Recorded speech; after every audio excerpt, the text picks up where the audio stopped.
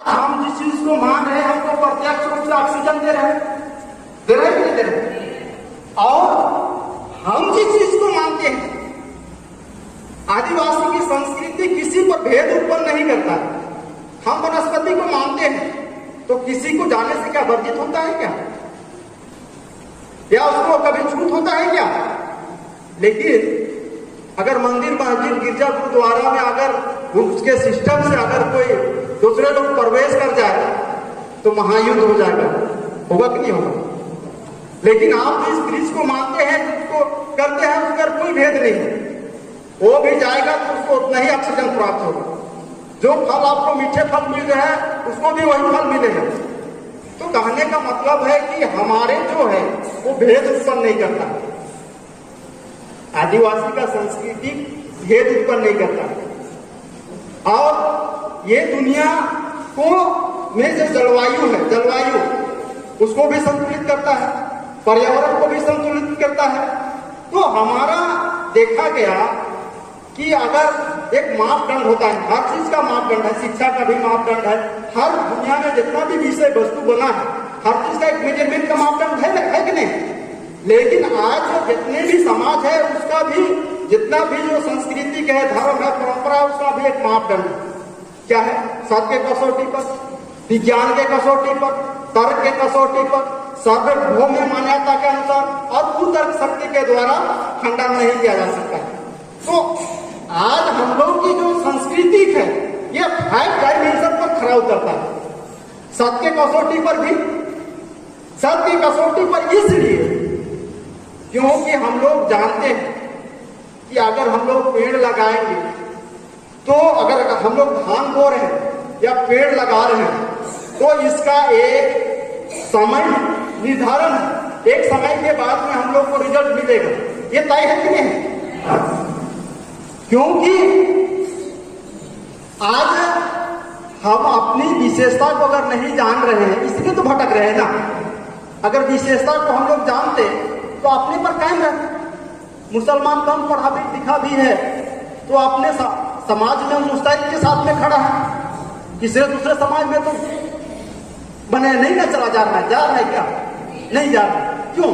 क्योंकि उसको सामान्य शिक्षा हालांकि कब मिला हो, लेकिन उसको बुनियादी जो शिक्षा है उसको अपने आप को समझने के लिए और अपने समाज को समझने के लिए वो पूरा भरपूर मिला हुआ है ना। इसलिए वो मुस्तैद के साथ में अपने समाज में खड़ा है और इसीलिए अपने समाज की रक्षा और सुरक्षा के लिए और अपने लोगों के रक्षा के लिए मुस्तैद के साथ में खड़ा होता है। हम लोग आज आदिवासी समाज में तो रहते हैं, हम लोग को ऐसा लगता है, लेकिन केवल हम लोग झुंड में हम लोग केवल झुंड में हैं। अगर समाज में रहते, जैसे कि अगर मान लिया जाए हेमिल्टन में ही है, चाहे और भी आए दिन में हमारे समाज में अन्य लोगों के द्वारा घटना घटित होते रहता है और हम लोग देख पाते हैं कि हमारे पक्ष में कितने लोग खड़ा होते हैं, लेकिन दूसरा समाज का अगर किसी एक व्यक्ति को भी छेड़ दो तो एक नहीं वहां पर 1000 व्यक्ति खड़ा हो जाता है। तो सही मायने में तो समाज में वो लोग है ना, केवल हम लोग झूठ में हैं। और अपने आप को हम लोग क्या कह रहे हैं कि हम लोग समाज में हैं, लेकिन समाज की सच्चा परीक्षा तो परिस्थिति पर ही होता है ना कि हम समाज में हैं कि समाज का झूठ में है, उसका तो वक्त पर ही परीक्षा होता है ना। तो हम लोगों को अपने समाज की जो संस्कृति है उसको, बुनियादी चीज है, उसको कभी किसी ने सजाने का, किसी ने बताने का प्रयास ही नहीं किया। और एक बात ये भी है, एक बहुत विस्तार से तो बताने का लिए समय भी नहीं है, सब बिंदु पर फोकस करना है, लेकिन इसकी जो मूल बात है उसको मैं बता दे रहा हूं कि आज संस्कृति का प्रत्येक समाज को क्यों जरूरत पड़ता है। आप लोग देख रहे होंगे 12 जाति 36 कौम की अपनी अपनी संस्कृति है ना, है कि नहीं है? हाँ या ना तो बोलिए। तो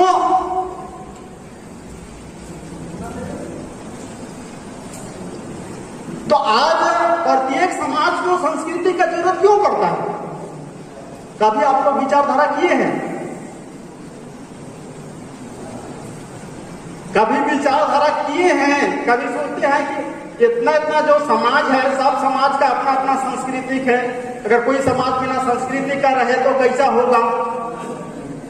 वो समाज कितना दूर तक आगे इस दृष्टि पर चल पाएगा? अभी ऐसा कभी आप लोग परिकल्पना नहीं करते हैं?